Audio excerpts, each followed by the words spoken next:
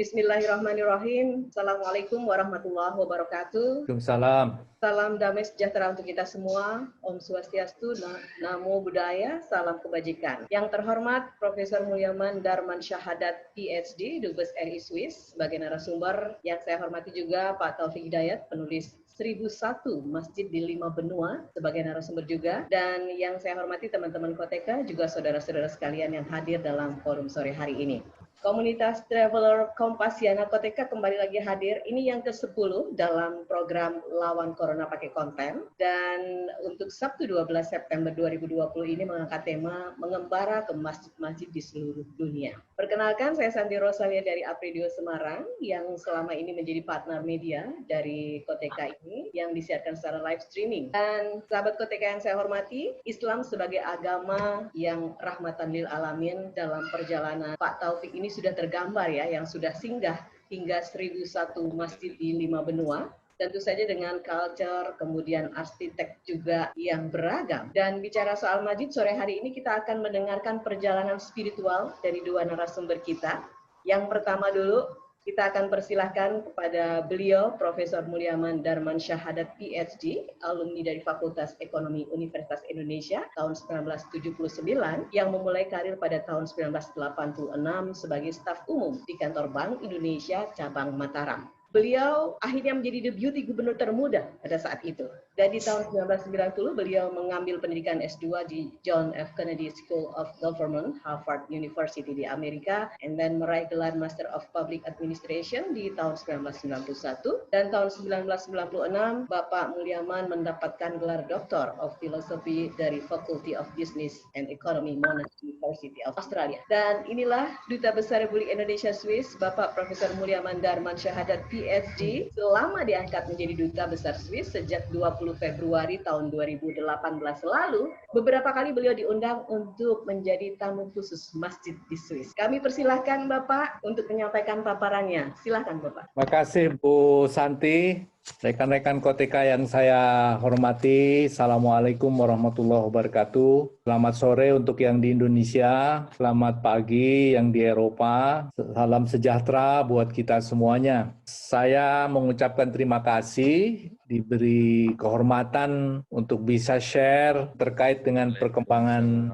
ataupun masjid, situasi masjid di Switzerland. Saya belum lama di Switzerland, baru 2 tahun lebih, jadi dalam waktu yang singkat itu saya coba melakukan komunikasi terutama dengan Muslimin Indonesia ya, karena di Swiss ini cukup banyak orang Indonesia, sekitar 3.000 orang dan tersebar di seluruh Swiss. Orang Indonesia di Swiss ini juga datang dari beraneka ragam latar belakang ya, dari berbagai macam pulau dari Indonesia, sehingga kemudian melalui komunitas Indonesia di Swiss ini suburlah bermacam-macam kegiatan sosial keagamaan dari masing-masing latar belakang masyarakat. Oleh karena itu, khusus untuk teman-teman Indonesia yang Muslim, tentu saja banyak kegiatan yang dilakukan. Salah satunya tentu saja terkait dengan kegiatan di masjid atau kegiatan yang berusaha untuk memakmurkan masjid. Nah, namun izinkan saya sedikit sebelum cerita mengenai masjid di Swiss, saya ingin memberikan gambaran singkat saja terkait dengan sebetulnya Islam di Swiss itu seperti apa. Menurut catatan sejarah yang saya sempat peroleh ya,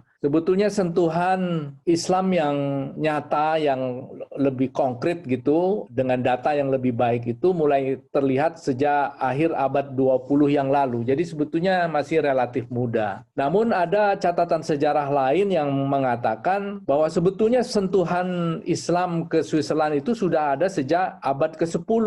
Abad ke-10, terutama Muslim yang datang dari Arab dan Mediterania. Pada waktu itu terdapat sentuhan, namun kemudian secara sejarah, fakta, angka, dan perkembangannya tidak dapat dimonitor lebih lanjut. Ya, tidak ada data-data yang lebih banyak terkait dengan ini. Sampai akhirnya tiba pada akhir abad ke-20, ketika Swiss kemudian membuka dirinya bagi para imigran. ya, terutama emigran yang datang dari Eropa Timur. Terutama memang emigran diperlukan untuk tenaga kerja di Swiss pada waktu itu. Saya katakan tadi mereka datang banyak dari Eropa Timur, terutama dari Balkan, ya, Yugoslavia dulu, daerah-daerah sekitar itu ada Kosovo, Albania, dan lain sebagainya. Hampir 70% migran yang masuk datang dari wilayah Balkan, kemudian 20% datang dari Turki. Jadi komunitas yang besar itu sebetulnya kawan-kawan Muslim dari daerah Balkan, terutama ex-Yugoslavia, dan kemudian teman-teman dari Turki, dan sisanya itu adalah kawan-kawan Muslim dari Arab, Mediterania, Asia, dan lain sebagainya.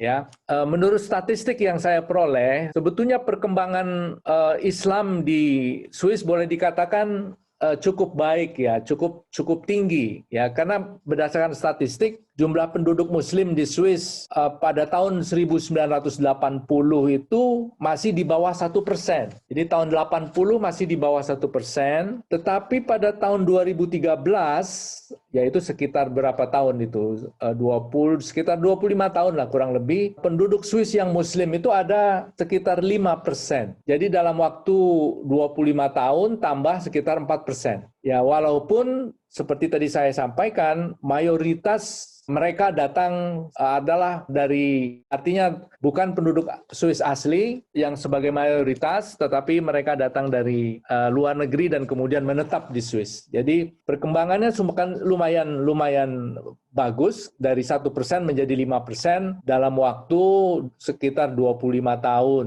Saya tidak tahu ukurannya bagus atau tidak bagus, saya tidak punya data dan tidak punya penjelasan ilmiah yang kuat, tapi melihat perkembangan ini di negara lain, saya kira angka 5% ini rata-rata memang di Eropa, ya, sekitar itu. Mulai dari sekitar 6-7% di Prancis, di Inggris misalnya, sampai kepada 5% ataupun di bawah 5% di beberapa negara Eropa yang lain, ya. Tapi memang rata-rata sekitar itu, ya. Tentu saja dalam perkembangan sekarang ini seperti kita ikuti bersama, banyak dinamika yang berkembang, baik dinamika sosial, ekonomi, dan politik. Baru-baru ini kan banyak dinamika yang berkembang di Skandinavia, Denmark, Swedia, dan juga berita-berita lain yang berkembang di Eropa. Namun demikian, tentu saja kita berharap semoga semuanya bisa selesai, perkembangan hubungan antar agama di Eropa kita harapkan semakin baik, sehingga dengan demikian tentu saja juga bisa menjadi baik bagi muslimin dan muslimat yang tinggal di Eropa, ya. Walaupun memang saya kira bukan persoalan mudah untuk melewati masa-masa seperti yang kita saksikan belakangan hari ini. Apakah itu kalau kita ikuti di media, apa istilahnya, isu-isu yang terkait dengan Islamic phobia atau Islamophobia itu saya kira juga masih cukup menonjol. Oleh karena itu tentu saja kita berharap ini bisa segera selesai dan kemudian umat Muslim bisa hidup berdampingan dengan saudara-saudaranya di mana mereka tinggal, ya. Dan tentu saja ini memang memerlukan usaha yang besar, effort yang besar, dan tentu saja juga menurut saya melewati dinamika yang tidak sederhana. Oleh karena itu sekali lagi kita syukuri tentu saja apa yang sudah terjadi hari ini, dan kita berharap bahwa mudah-mudahan umat Muslim di Eropa bisa istilahnya menjadi rahmatan lil alamin, ya, bagi masyarakat di Eropa, relevan dengan kebutuhan pemberdayaan masyarakat dan lain sebagainya, ya. Oleh karena itu tentu saja ini menjadi penting. Bapak Ibu sekalian yang saya hormati, saya ingin share presentasi saya ini terkait dengan masjid-masjid yang ada di Swiss, ya. Mohon di-share, ya. Ini sudah, ya. Ya, jadi saya akan mulai dengan sejarah masjid pertama di Swiss. Ini masjid di Swiss pertama kali dibangun oleh Jamaat Ahmadiyah pada tahun 63 di Zurich. Diberi nama Mahmud Mosi di Zurich pada tahun 63. Belum terlalu lama sebetulnya. Pembukaan masjid tersebut diselenggarakan pada tahun 63 bulan Juni, tanggal 22 Juni 63 oleh Presiden ke-17 Sidang Umum PBB pada waktu itu, yaitu Mr. atau Sir Muhammad Zafrullah Khan yang disaksikan oleh Wali Kota Zurich pada waktu itu. Ini tahun 63 ya. Jadi secara resmi dibangun dan secara resmi diresmikan oleh Presiden Sidang Umum PBB, bukan Presiden PBB ya, Presiden Sidang Umum PBB pada waktu itu. Dan juga disaksikan oleh pejabat kota Zurich pada waktu itu. Ini masjidnya masih ada minaret, sebab di Swiss itu masjid itu ada yang minaret dan tanpa minaret. Terutama setelah referendum beberapa tahun lalu bahwa masjid-masjid di Swiss tidak boleh punya minaret lagi. Sekarang yang masih tersisa, saya kira karena ini peninggalan lama, masih ada masjid-masjid yang punya minaret, dan masjid-masjid baru di Swiss ini cenderung tidak ada minaretnya. Nanti kita lihat beberapa masjid yang lainnya. Saat ini ada sekitar 19 bangunan masjid. Kenapa saya sebut 19 bangunan masjid? Itu artinya bangunan yang memang merefleksikan gambaran umum kita mengenai suatu masjid. Jadi ada kubah, ada minaret, tetapi bukan menggambarkan jumlah tempat beribadah ya. Sebab kalau Jumat tempat beribadah banyak sekali. Mulai dari tempat-tempat yang bersifat sementara di pelosok-pelosok kota sampai kepada tempat-tempat formal seperti masjid, saya kira banyak sekali ya. Sekarang ini bermunculan apa yang disebut pusat-pusat budaya yang dibangun berdasarkan kumpulan komunitas atau etnik yang juga kemudian mengandung atau memiliki masjid di dalamnya. Sehingga kalau ditanya berapa jumlah masjid di Swiss sekarang atau berapa tempat jumlah tempat beribadah masjid, saya kira jumlahnya akan banyak sekali. Saya kira belum ada statistik yang update betul terkait dengan angka-angka ini ya. Saya akan sampaikan di sini beberapa yang memang bangunannya indah bisa kita lihat, dan ini jumlahnya ada sekitar 19, baik yang memiliki minaret maupun yang tidak ya, yang tersebar di berbagai macam kanton ya, terutama yang berbahasa Jerman. Jadi kita tahu Swiss ini mayoritas mereka sekitar 2/3 penduduk Swiss ini berbicara Jerman, 1/3 itu berbicara Prancis ya, dan ada sebagian kecil berbicara dengan bahasa Italia dan bahasa Roman. Tapi yang besar adalah penduduk Swiss dengan bahasa Jerman ya, karena memang berdampingan atau berbatasan dengan Jerman. Seperti misalnya Zurich, Bern, Solothurn, Olten, Thurgau, Aargau, St. Gallen, Winterthur, dan lain sebagainya. Di kanton-kanton ini terdapat masjid-masjid yang lumayan besar, yang saya kira sudah berdiri cukup lama. Tadi saya katakan sejak tahun 63 itu berdiri beberapa masjid lain, bahkan ada masjid yang cukup besar di Solothurn, tidak jauh dari kota Bern ini, yang juga belum lama diresmikan. Ya, tetapi diresmikan oleh satu komunitas Albania. Nah, oleh karena itu saya terpikir kenapa kita komunitas Indonesia tidak memiliki masjid. Ada sekitar 3.000 saya kira, walaupun tidak semua Muslim, tapi saya kira cukup banyak jumlah Muslim Indonesia di Switzerland. Oleh karena itu kita membentuk panitia pembangunan masjid Indonesia, komunitas Indonesia di Switzerland. Ya. Jadi nanti bagi mereka yang berminat mau ikut berperan dalam membangun masjid komunitas Indonesia pertama di Swiss, mungkin bisa sangat membantu bagi saudara-saudara kita, orang-orang Indonesia yang ingin punya masjid yang bisa berbahasa Indonesia ya. Nah, ini yang saya kira juga hal menarik yang saat ini sedang diupayakan oleh masyarakat Indonesia Muslim di Switzerland. Selain di wilayah-wilayah Jerman tadi, di bagian Swiss yang berbahasa Prancis juga ada masjid-masjid, terutama ada di kota Jenewa dan Vaud. Jadi saya pikir ini belum lama saya katakan dan jumlahnya tidak cukup banyak, tapi kehadiran pendatang Muslim ke Swiss ini saya kira akan tentu saja nanti sejalan dengan atau paralel dengan kebutuhan tambahan masjid-masjid baru. Namun demikian saya katakan tadi ini prosesnya bisa berliku-liku karena masing-masing negara di Eropa juga cenderung menutup diri terhadap kedatangan para emigran, dan tentu saja ini akan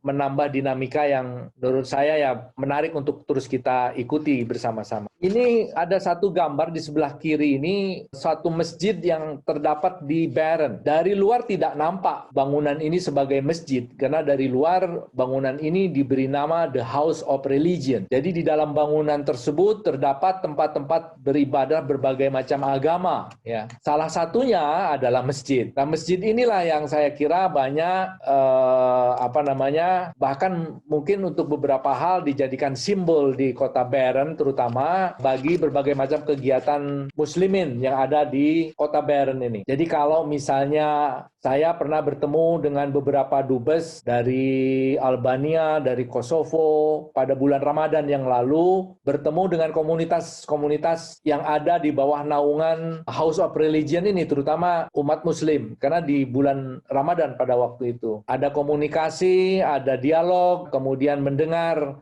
masukan, saran, dan lain sebagainya. Jadi pada waktu itu datang juga kita berombongan orang-orang Indonesia ke House of Religion ini sambil berbuka puasa bersama, mendengarkan masukan, saran, dan lain sebagainya. Dan pada waktu itu juga hadir pejabat resmi dari kota Bern ya, yang mewakili pemerintah daerah lah ya, untuk memberikan selamat berpuasa, selamat berbuka, dan kemudian juga harapan dari wali kota ataupun pejabat kota Bern agar tetap terjaga hubungan yang baik antar sesama umat beragama di kota Bern, khususnya di The House of Religion ini. Jadi cukup aktif kegiatannya, secara rutin setiap ada pejabat, para kiai yang datang dari berbagai negara biasanya selalu dibawa ke tempat ini kalau itu di kota Bern ya.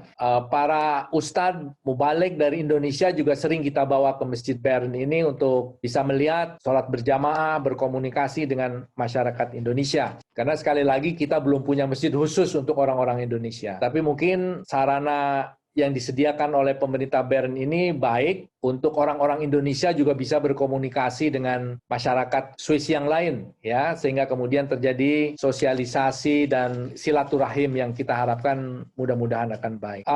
Di sebelah kanan gambarnya ini saya kira gambar yang nampak dari luar yang lebih banyak menekankan sebagai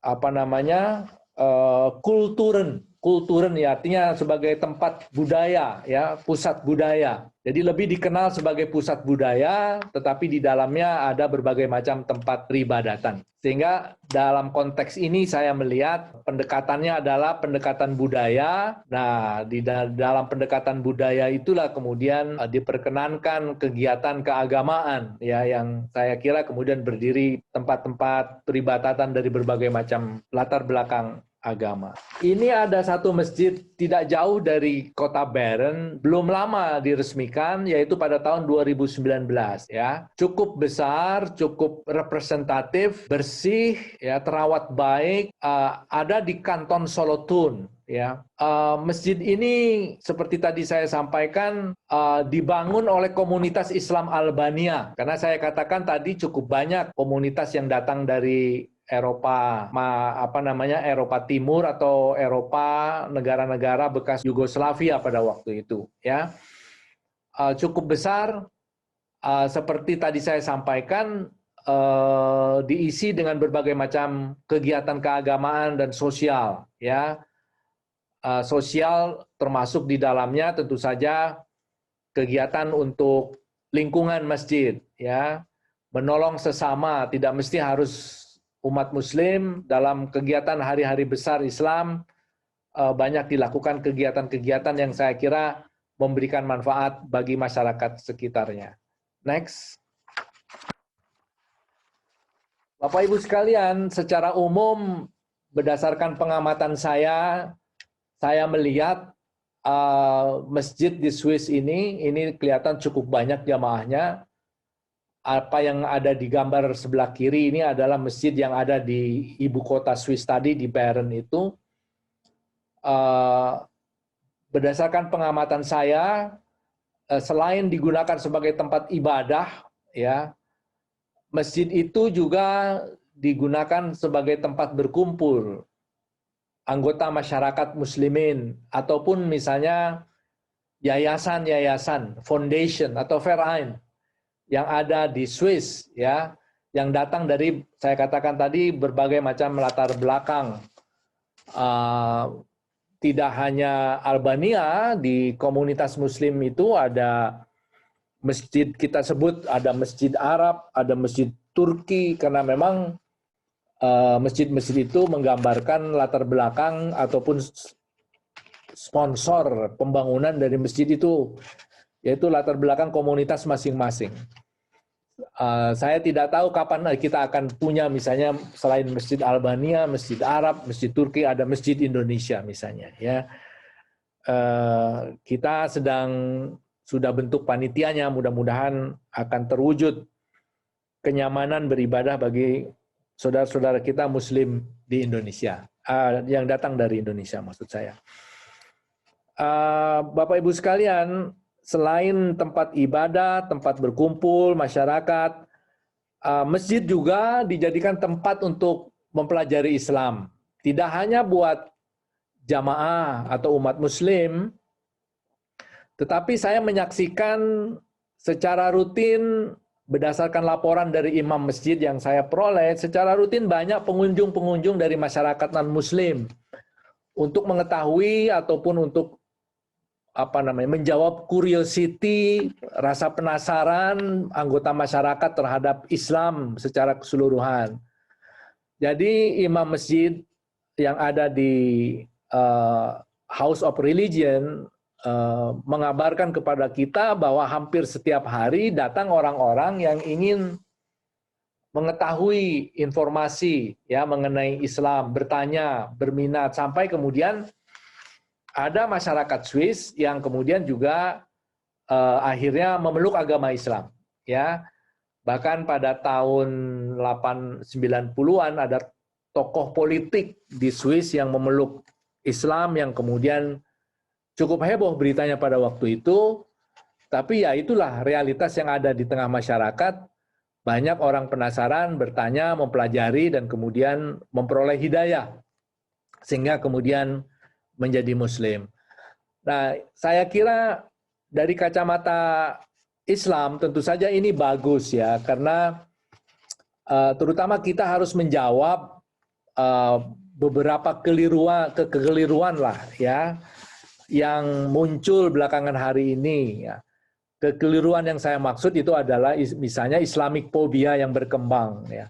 Saya kira tidak bisa kita hindari, tapi harus kita jawab. Ya, kita harus jawab pertanyaan-pertanyaan, misunderstanding, ya, yang saya kira muncul di tengah masyarakat. Ya tidak bisa disalahkan karena bisa saja misunderstanding itu datang dari berbagai macam asal muasal penyebab, ya, bisa dari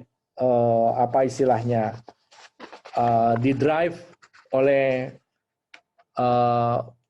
pemahaman orang atau masyarakat yang belum pas mengenai Islam, kebijakan pemerintah misalnya yang tidak terlalu kondusif, kemudian juga berita di media sosial yang cenderung menyudutkan Islam misalnya. Saya kira semua ini tentu saja harus dijawab dan Islam tentu saja harus membuka diri untuk siapa saja bisa datang dan mempelajari Islam. Saya ikuti dari beberapa pengamatan saya, banyak masjid-masjid melakukan open day gitu, hari-hari di mana masyarakat bisa datang melihat praktek-praktek ibadah. Tidak hanya di masjid-masjid yang ada di Eropa, saya tahu di Jerman banyak masjid-masjid melakukan itu, di Amerika, di Inggris, dan lain sebagainya. Di Swiss pun, seperti yang saya saksikan di masjid di Bern ini, kita ataupun masyarakat Muslim, terutama para pengelola masjid, membuka diri untuk masyarakat bertanya mengenai Islam dan juga sekaligus menjawab misunderstanding yang berkembang belakangan hari ini. Ya, saya katakan baik karena salah pengertian, informasi yang terbatas, maupun berita-berita atau kebijakan politik dan lain sebagainya, yang saya kira memang tidak terlepas dari dinamika seperti itu. Tapi intinya bagi masjid dan bagi kita umat Islam ini, saya kira kita harus terbuka, siap menjawab semua pertanyaan, menjelaskan ajaran, sehingga dengan demikian bisa kemudian mengurangi atau mungkin menghilangkan ya misunderstanding yang saya sampaikan tadi. Sehingga dengan demikian tidak lagi ada kekhawatiran, traumatisme ya yang berkembang di tengah masyarakat karena hal-hal yang tidak perlu. Ya, jadi saya kira di perkembangan masjid di Swiss juga mengarah ke arah yang sama seperti itu. Mudah-mudahan ini bisa terus berlanjut. Saya katakan tadi 5% dari 8 juta orang, ya sekitar 400.000 orang berarti yang umat muslim yang ada di Switzerland ini. Karena penduduk Swiss itu hanya 8 juta orang, jadi negara kecil. 5%-nya menganut agama Islam, mayoritas masih datang dari luar. Saya kira kemudian banyak orang yang sedang belajar untuk menjawab curiosity atau keingintahuan yang lebih lanjut. Ya, saya kira ini tentu saja sejarah nanti akan mencatat bagaimana perkembangannya. Yang penting tentu saja ada keterbukaan dari masyarakat Muslim di Swiss untuk berbagi pengetahuan, share pemahaman, ya, sehingga dengan demikian bisa memperbaiki keadaan. Ya. Ini ada gambar kegiatan keagamaan yang dilakukan di Wisma Duta di tempat saya tinggal di Bern, karena secara rutin pada kegiatan hari-hari besar Islam, misalnya Idul Adha, Idul Fitri, kita selalu mengadakan sholat berjamaah di Wisma Duta dengan mendatangkan ulama, para kiai yang datang baik dari Indonesia maupun dari negara lain. Ya. Kebetulan tahun lalu datang ke kita itu dalam acara Idul Fitri kita itu adalah dalam sholat Id, maksud saya adalah Kiai Ustadz A'al Jim, ya. A'al Jim Nastiar itu datang ke Bern pada waktu itu, kemudian cukup banyak masyarakat Muslim yang hadir pada sholat jamaah Idul Fitri pada waktu itu. Nah, kegiatan-kegiatan ini tentu saja terus berjalan karena Islam Indonesia di Swiss ini juga aktif melakukan berbagai macam kegiatan. Ini perkumpulan diaspora Indonesia Muslim di Switzerland yang saya kira ini yang saya sajikan ini di 3 kota, di Bern, di Zurich, dan di Jenewa. Di Bern ini ada Indonesia Islamischer Kulturverein, artinya pusat budaya Islam Indonesia yang ada di Bern. Verein ini melakukan berbagai macam kegiatan keagamaan. Selain tadi saya sampaikan kegiatan hari-hari besar Islam, juga kemudian melakukan pengajian secara rutin, dan kemudian tentu saja juga melakukan silaturahim dengan berbagai macam kelompok masyarakat yang ada di Swiss, dan lain sebagainya. Kemudian juga selain di Bern, ada di Zurich. Di Zurich itu ada pengajian Verein Percikan Iman, cukup banyak. Memang tidak fokus hanya kepada orang-orang Indonesia, tetapi juga dimanfaatkan pengajian ini oleh orang-orang yang bisa bahasa Indonesia, ya, seperti misalnya orang Malaysia, orang Brunei, dan orang Singapura. Cukup banyak, ada sekitar lebih dari 200 anggota masing-masing dari pengajian ini yang sekali lagi secara rutin melakukan silaturahim, pengajian, dan lain sebagainya. Di Jenewa juga ada pengajian Nurul Iman. Jadi kalau di Zurich Percikan Iman, di Jenewa ada Nurul Iman. Ya, Nurul Iman ini terbentuk pada tahun 2000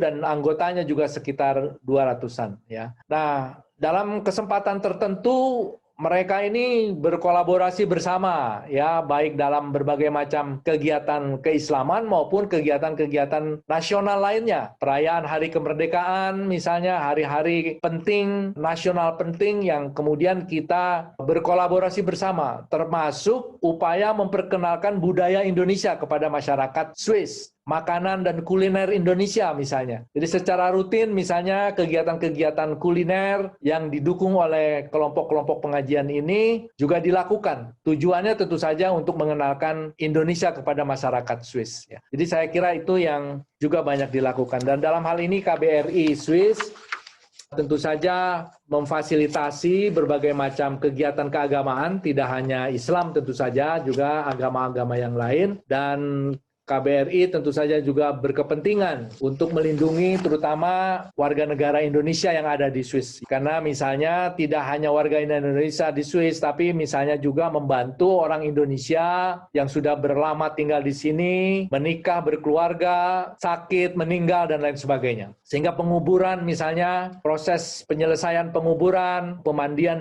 jenazah, dan lain sebagainya. Ada seorang pejabat dari KBRI yang memang kita tugaskan untuk memantau kesejahteraan masyarakat Indonesia yang ada di Switzerland. Bapak Ibu sekalian, saya kira itu secara singkat hal-hal yang terkait dengan perkembangan masjid dan kegiatan saudara-saudara kita dalam berbagai macam kegiatan pengajian yang ada di Switzerland ini. Pada kesempatan yang berbahagia ini, saya ingin manfaatkan sekaligus kesempatan saya ini untuk menceritakan sebetulnya bagaimana masyarakat Indonesia yang ada di Swiss dealing dengan virus corona yang sedang berkembang. Saya katakan tadi ada 3.000 orang Indonesia tinggal di Swiss, tidak lepas tentu saja dengan isu ataupun dengan masalah yang muncul karena virus corona. Kita bersyukur alhamdulillah ya sampai hari ini belum tercatat orang Indonesia yang terutama warga negara Indonesia yang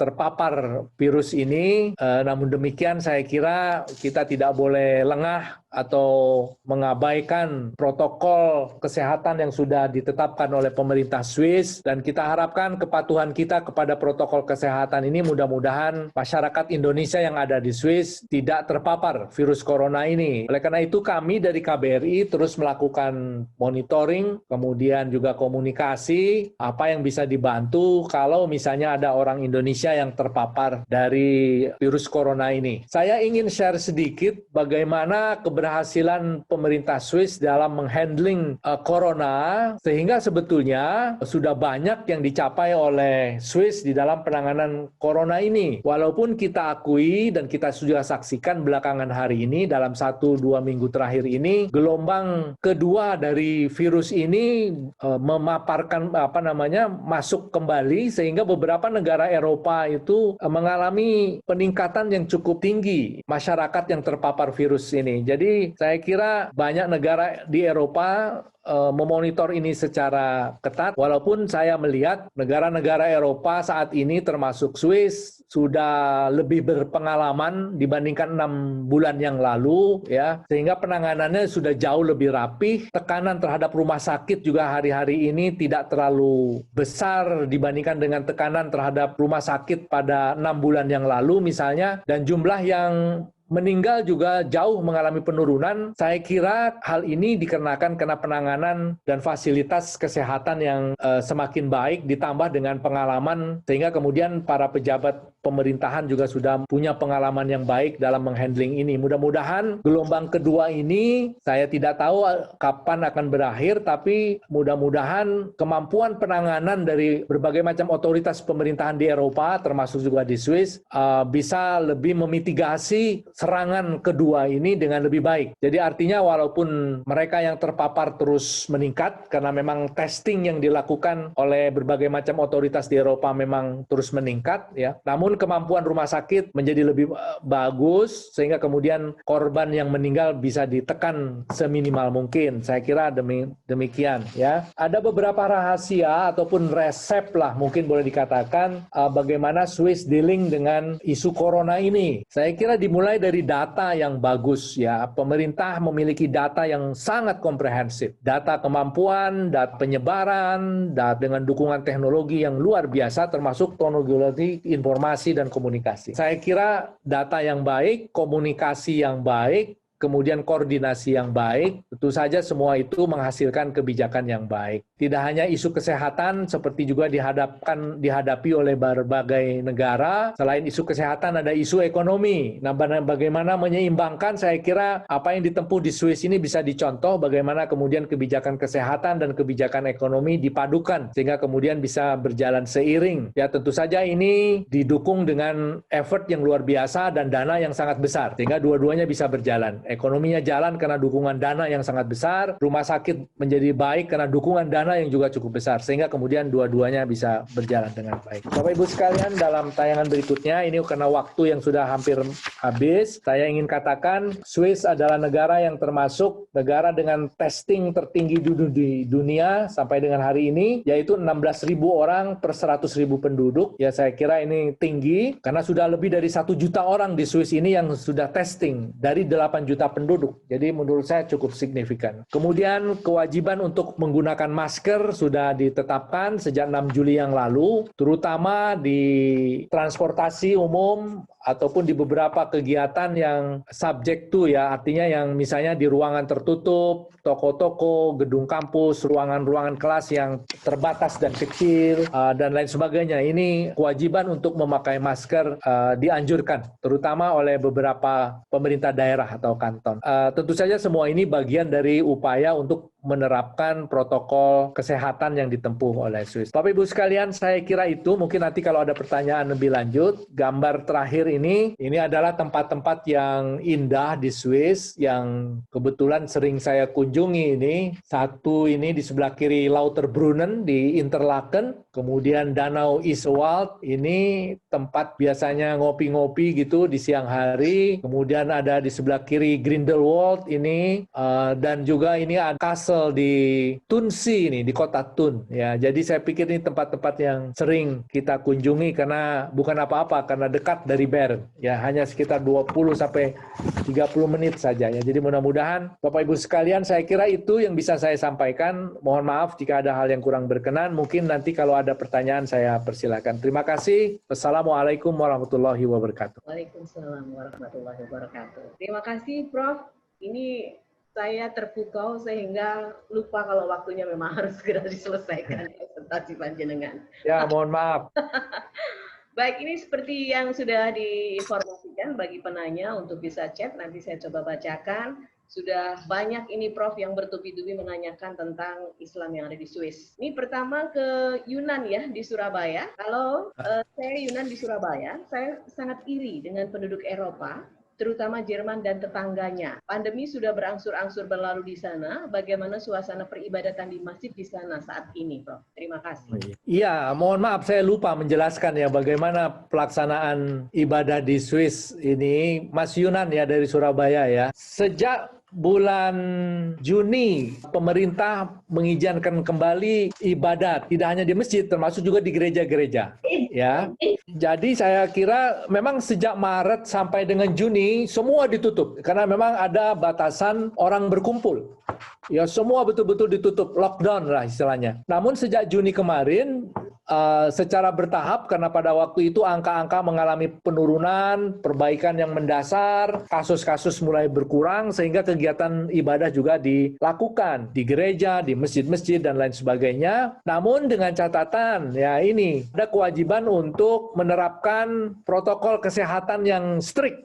Jadi jarak antar jamaah kalau di masjid yang saya tahu itu tidak rapat lagi, sekitar 1,5 meter antara satu orang dengan yang orang lain. Masing-masing membawa sajadah sendiri-sendiri, masing-masing harus sudah wudhu dari rumah masing-masing, kemudian mencatatkan nomor HP-nya ketika masuk di pintu masjid untuk memonitor, untuk men-tracing. Ya, karena di Swiss ini dengan dukungan teknologi telekomunikasi, kita mendaftarkan nomor HP kita masing-masing dan kita bisa diinformasikan, dimonitor kemana saja kita pergi berhubungan dengan orang yang kena COVID atau belum dan lain sebagainya. Jadi saya pikir ini juga bagian dari protokol krisis yang dilakukan di Swiss, termasuk tentu saja juga kalau misalnya terjadi ada jamaah yang terkena, kemudian pengurus masjid bisa segera menyampaikan kepada jamaah yang lain yang nomor teleponnya sudah ada di pengurus masjid agar berhati-hati dan mengecek dirinya ya.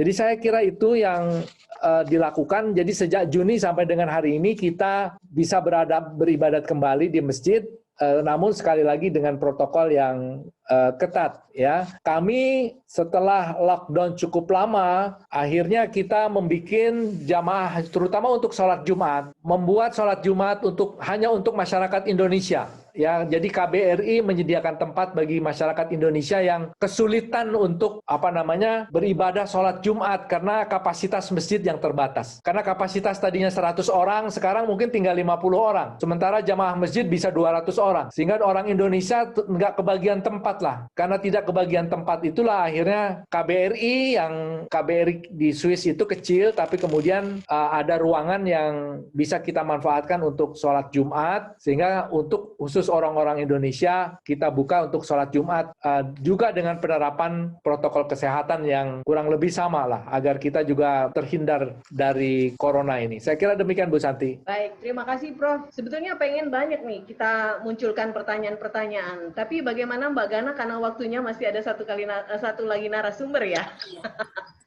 Ya, silahkan. Tadi katanya Mbak Edrida ya. Edrida ya, Edrida Pulungan. Selamat sore, terima kasih paparannya Pak Dubes. Kemudian bagaimana agar komunitas Indonesia ikut terlibat untuk pembangunan masjid di Swiss dan berapa prediksi biaya yang dibutuhkan Pak? Kemudian apakah ada festival budaya serta dialog yang dilaksanakan di Swiss untuk promosi budaya dan juga perdamaian? Silakan Prof. Iya, terima kasih. Wah, dua hal ini yang menurut saya penting sekali ya. Saya mulai dari yang kedua dulu, festival budaya. Karena memang ini secara rutin kita lakukan dan ini memang juga KBRI memfasilitasi. Biasanya KBRI bekerja sama dengan perkumpulan-perkumpulan ataupun pemerintah daerah, ya, sanggar-sanggar seni yang ada di Indonesia, paduan suara, ya, untuk mengatur apa istilahnya rencana kegiatan. Biasanya selain ke Swiss juga direncanakan perjalanan ke negara Eropa sehingga kemudian menjadi lebih efisien. Sebab kalau hanya datang ke Swiss dan balik lagi ke Indonesia rasanya terlalu boros. Nah, sehingga performance festival budaya itu bisa dilakukan di beberapa negara sekaligus. Nah, biasanya Swiss itu selalu menjadi bagian dari beberapa misi budaya yang datang dari Indonesia itu. Karena pada umumnya orang pengen datang ke Swiss untuk lihat Swiss. Jadi selalu masuk Swiss itu di dalam daftar, dalam misi budaya itu.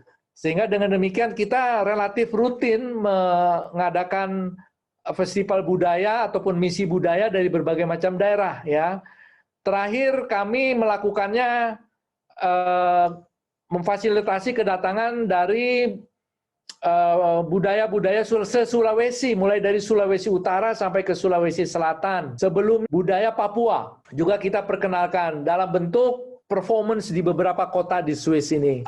Misalnya juga ada kelompok paduan suara pada waktu itu dari Institut Pertanian Bogor, IPB misalnya, ikut festival paduan suara di kota Montreux, ya, dan alhamdulillah menjadi juara.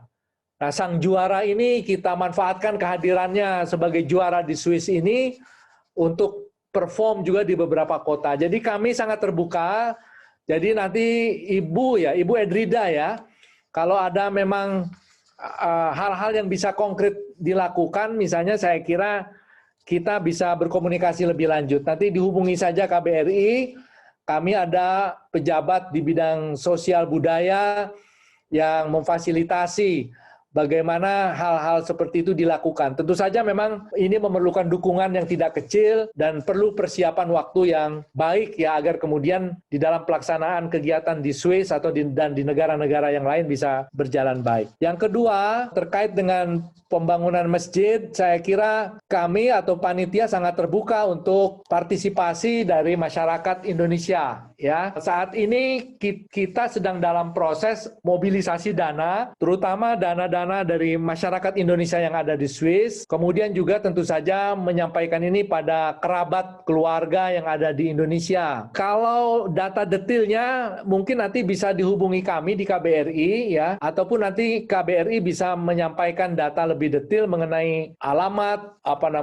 kegiatan dan lain sebagainya, termasuk juga bagaimana kalau ada keinginan untuk misalnya masyarakat untuk bersedekah ya misalnya ataupun berpartisipasi di dalam pembangunan masjid ini. Biayanya cukup besar karena harga-harga properti di sini mahal ya. Jadi bisa sampai 2 juta euro ataupun Swiss franc kurang lebih. Bangunan yang sedang kita incar tersebut ya cukup besar, saya kira mungkin sekitar 30 sampai 40 miliar biaya yang diperlukan rupiah ya. Dan ini pun masih fleksibel tentu saja tergantung lokasi di mana kita akan dirikan masjid itu.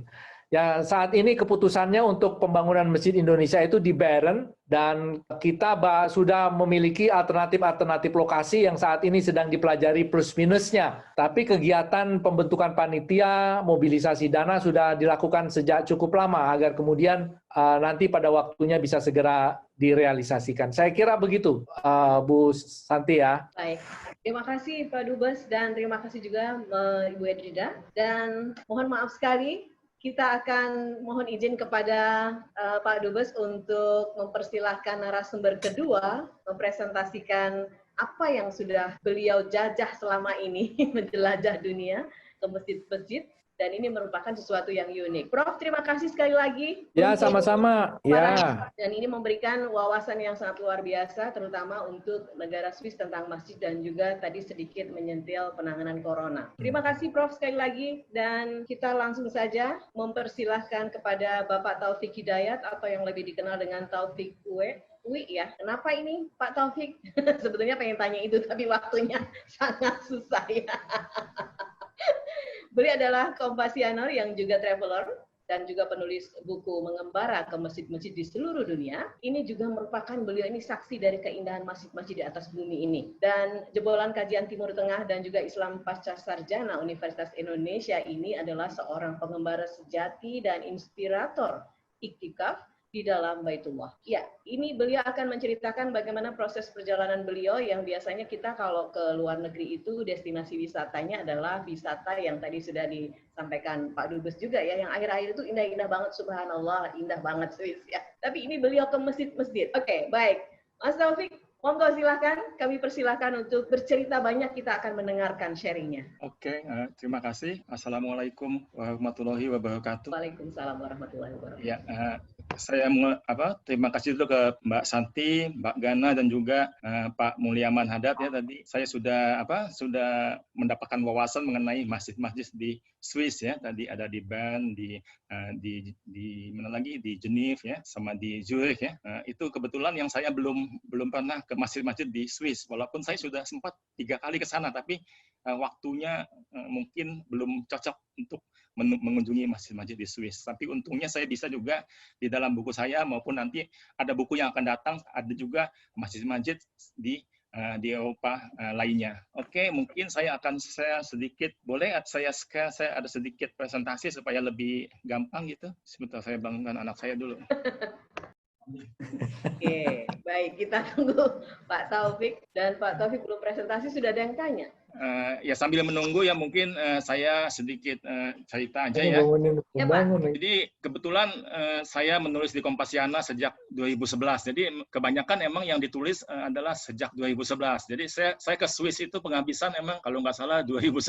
Jadi pada saya sudah mulai menulis tapi belum begitu getol gitu ya untuk mengunjungi masjid dan juga menulis mengenai masjid. Nah ini mungkin bisa dilihat ya, nggak gitu jelas ya. Ini ada buku saya, ini yang Mizan, ini yang 1001 masjid di 5 benua, dan ini yang ini yang menyebar di masjid-masjid di pelosok dunia. Tapi nggak apa-apa. Jadi saya sambil menunggu saya akan sedikit cerita aja mengenai perjalanan saya sebetulnya ke masjid-masjid itu dimulai ditulis adalah ketika saya menulis di Kompasiana. Jadi kalau di buku itu ada total itu ada di buku yang pertama ada 50-an masjid, mungkin totalnya ada 60. Tapi sebetulnya kalau ya ini sudah kelihatan ya. Baik, ini jadi sedikit ya mengenai mungkin juga background saya juga lecturer ya. Saya saat ini mengajar di salah satu universitas swasta juga saat ini. Jadi saya juga menulis dan yang jelas Kompasiana ya. Oke. Ini sedikit mengenai 2 buku tadi saya, ada yang mengembara dan juga 1001 masjid di 5 benua. Kalau kita lihat ya, ada isinya di sini di yang bawah ada 2 ya, yang saya akan kisahkan sedikit yang agak mengesankan pada saat saya ke Athena ya. Mungkin yang udah baca bukunya udah tahu di Athena itu susah mendapat masjid, ketemunya masjid yang sudah menjadi museum. Ketika saya menanya ketemu jalan, pada saat itu belum ada Google Map ya. Jadi lebih susah. Saat ini lebih gampang kita kemana-mana setelah ada Google Map, HP-nya mulai lebih canggih. Dulu kita pakai modalnya nanya dan ketemunya masjid yang ya sebetulnya saya sebut di bawah tanah, soalnya dia emang di bawah tanah, di semacam gudang gitu kan. Kemudian saya dikasih kuncinya dan kemudian kalau udah selesai katanya kuncinya dititipkan lagi di semacam kafe di atasnya. Jadi saya yang mematikan lampu dan lain-lain. Jadi saya bilang saya jadi marabut di masjid. Kita lanjut aja. Nah, ini sedikit masjid-masjid ya. Ada yang belum saya masukkan di buku, bahkan ada yang tidak saya tulis. Misalnya aja Jumah masjid yang di Bangalore ya. Ada juga Masjid Latofa yang di Esfahan ini. Saya belum menuliskannya bahkan. Ada yang di Egypt. Tapi misalnya Masjid Newji itu ada dalam 2 tulisan ya. Ini Masjid India di KL juga saya tidak menuliskannya, tapi nggak apa-apa, kita lihat aja, ini semacam ilustrasi aja masjid-masjid. Yang paling indah salah satunya adalah Masjid Masjid Perahu ya, yang saya sebut dengan Masjid Omar Ali Saifuddin. Ini adalah Masjid Sultan yang ke-28. Jadi ayahnya Sultan Bolkiah yang saat ini. Bahkan saya saat ini sedang menulis novel dengan latar belakang di masjid ini salah satunya. Mungkin novelnya jadinya tahun depan, nggak tahu ya kapan. Ini sedikit tadi ya, tadi udah kenapa nama saya Taufik Uyex sebetulnya. Uyex itu adalah untuk membedakan dengan nama saya yang kalau saya klik di internet, nongolnya adalah pemain bulu tangkis. Jadi pada saat itu teman saya, Pak Tamrin, katanya jangan pakai Taufik Hidayat, saya pakai Taufik Uyex. Uyex itu adalah UI, Ekonomi, Keuangan, dan Syariah. Pada saat itu saya, kebetulan alumni di sana, saya pakai itu sebagai nama pena, gitu aja. Banyak yang nanya, apa sih Pak Uyex?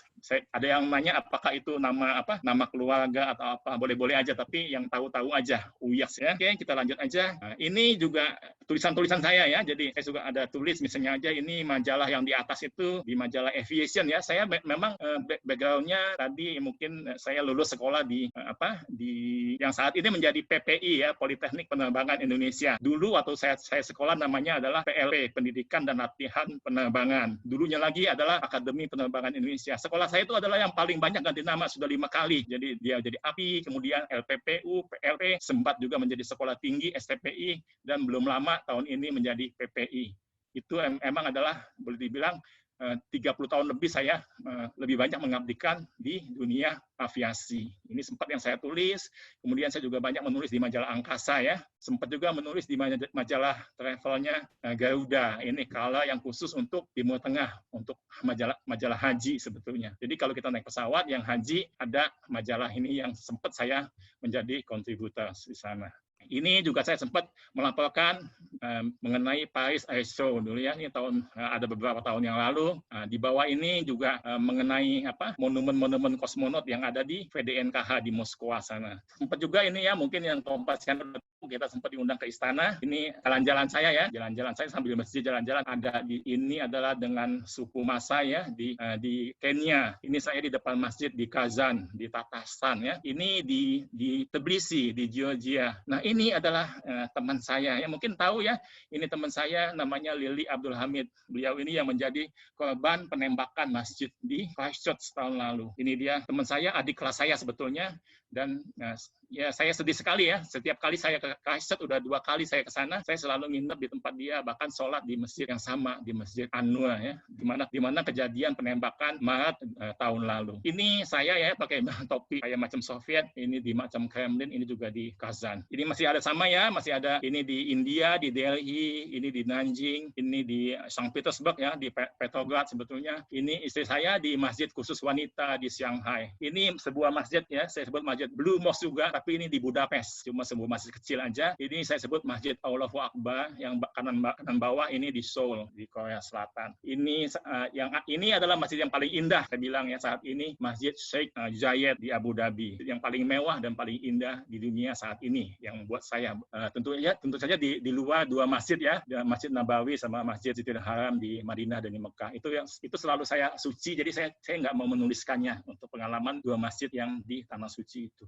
Ini masjid di Zanzibar, ada juga Masjid Muhammad Ali di Egypt ya, di Kairo. Ini Masjid Hasan II di Casablanca di Maroko. Kemudian salah satu yang paling berkesan di perjalanan saya adalah masjid di Kigali. Di Kigali itu di ibu kota Rwanda ya.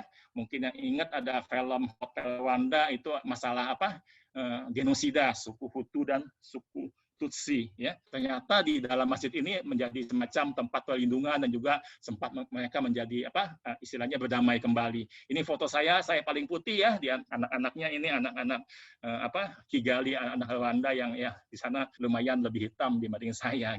Ini juga yang di Amerika, masjid di Buenos Aires ya, yang paling besar di Amerika Selatan. Kemudian ini masjid di Panama ya, ada di Panama. Nah, kemudian kalau untuk di China ya atau di Tiongkok banyak sekali masjid ya. Ini Masjid Niuji di Beijing, kemudian ada masjid di Tianjin di sini, ada masjid di Hong Kong di Kowloon, kemudian juga ini di Xiamen ya, di mana saya tidak kenal, kemudian ketok-ketok pintu, kemudian dijamu minum teh di sana di Xiamen. Ini masjid di Chengdu, kemudian di bawah ini di Guangzhou ketemu foto-foto Gus Dur di sana. Nah, kemudian di Asia ini ada masjid di Ho Chi Minh, di Hanoi, kemudian di Bangalore dan juga di Phnom Penh. Yang di sini masjid-masjid di Bangkok ya, macam yang di bawah ini adalah di Yangon di Myanmar. Kemudian ada juga di Nagoya dan yang ini ada kambing ini di Filipina, di Masjid Emas di Manila. Nah, ini yang kembali lagi di Christchurch ya, ini ada dua bule ini bisa bahasa Indonesia. Jadi istrinya Indonesia dan mereka mau sholat dia bawa bangku sendiri ya. Saat ini masjid di Christchurch, ada juga di Wellington. Nah, kembali kita ke Eropa ya. Yang di atas ini masjid di Amsterdam disebut dengan pada saat itu adalah semacam mereka menganut kayak semacam Salafi Wahabiyah. Jadi masjid ini sempat oleh pemerintah Belanda dijadikan semacam diawasi gitu. Nah, yang di bawah ini paling bagus juga ini Grand Mox de Paris ya, Masjid Agung Paris, di mana kalau kita masuk kita pakai peci kita nggak usah bayar 3 euro. Kalau kita masuk nggak pakai peci ditagih tiket untuk masuk ke masjid ini gitu kan. Dan di sini adalah di mana kaum Yahudi sempat disembunyikan sehingga menjadi aman pada saat Perang Dunia Kedua. Itu sejarah masjid di Masjid Agung di Paris. Nah, yang di kanan ini adalah masjid di Vienna ya, yang di sebelah atas di Vienna itu di tepi sungai Danube ya, Donau atau sungai Duna kalau di Budapest. Sungainya sama ya, sungai itu banyak sekali. Kalau di Asia Tenggara saya ada sungai di Vietnam, kalau di Eropa kita sungai Danube, ada Wals, ada Blue Danube ya. Jadi Donau, jadi sampai ke mana? Sampai ke Belgrade, sampai ke dari mana-mana dia. Di tepi sungai Donau ini ada masjid yang kalau tarawehnya 2 kali. Kalau kita mau ikut 11 boleh, kita ikut 23 juga boleh di situ ya. Di bawah ini ada Masjid Syiah, Masjid Blue Mosque juga di Hamburg. Mungkin Mbak Gana tahu ya. Ada 2 di Hamburg, yang satu lagi di sini ya, masjid di mana ada bahasa Jermannya dia surat Al-Maidah di sini dituliskan di situ. Kemudian ada juga di Brussels ya. Saya bilang masjid dengan halamannya paling luas, soalnya dia halamannya adalah Parc de Cinquante yang halaman Jubilee Park, halaman yang untuk 50 tahun kemerdekaan Belgia pada tahun 1880. Di sudutnya adalah dijadikan masjid. Sebetulnya awalnya bukan masjid, tapi pada tahun, kalau nggak salah tahun 69, dibeli oleh Raja Saudia, dan juga ada King Baudin pada saat itu semacam dihadiahkan buat umat Muslim di Belgia. Belgia ini Brussels saya sebut sebagai ibu kota Muslim untuk Eropa karena paling banyak salah satunya. Bukan jumlahnya ada katanya 25% penduduk Brussels. Saya nggak tahu itu katanya ya. Nah, yang di bawah ini adalah makamnya Gulbaba. Gulbaba itu semacam dulu Turki ya, dia sampai ke Budapest juga. Di bawah masih juga masjid yang ada di Brussels. Pak Taufik, ini karena waktunya memang sangat terbatas, jadi mohon maaf sekali. Ya, saya akan cepat ya, 5 menit lagi ya. Ini masjid yang di Athena, kemudian ada yang di Moskow, ini yang di Tbilisi, di Kazan ya. Dan ini Hagia Sophia. Hagia Sophia saya selalu suka sekali ya. Pada saat saya datang, saya udah 3 kali ke sana, dia menjadi museum, tapi dia jadi masjid, jadi gereja, dan sekarang jadi masjid lagi ya. Ini yang di bawah Masjid Sultan Ahmed. Kemudian, nah ini dia buku saya yang akan datang. Ya, ini lagi sedang dicetak. Nanti akan ada 100 lebih masjid. Akan menjadi 3 jilid ya, menggabungkan yang lama dan yang baru ya. Nah, jadi ada ini masjid yang di Minsk salah satunya, ini yang di Belarus ya. Ini pada saat musim dingin minus 16 derajat saya ke sana, tapi dikasih sup, dikasih roti menjadi hangat di sana ya. Ini masjid yang ada 2 imam Syiah dan Sunni, ini di Baku di Azerbaijan. Yang ini adalah masjid di Tokyo Chami.